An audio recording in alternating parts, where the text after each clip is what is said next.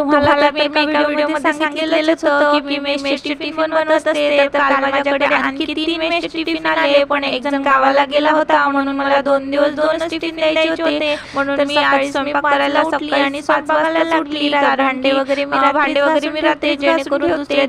दुसऱ्या भांड्यामुळे कोणत्याही भांड्यामुळे अडचण यायला सकाळी 5 वाजता मी सकाळी 5 वाजता उठून आधी फ्रेश वगैरे झाली आणि स्वयंपाकाला लागली. तर स्वयंपाकामध्ये मसाले वांग्याची भाजी, वरण आणि रात्रीचा भात उरलेला होता, तर त्यालाही मस्त फोडणी मारून आणि नाश्त्याला यांना तो करून दिला. त्यानंतर कामावर गेले आणि मग घरात इतका पसारा झालेला होता, काही बोलायचं काम नाही, म्हणून मी सगळ्यात आधी सगळं भांडं टाकले आणि नंतर गॅस काढले, नंतर गॅस ओटावून घेतली, सगळी भांडे बाहेर काढली आणि सगळी भांडे बाहेर काढून आणि 2-4 दिवस झाले होते मी केस धुतले नव्हते म्हणून आले होते, म्हणून मी आंघोळ वगैरे करून केस धुवून घेतले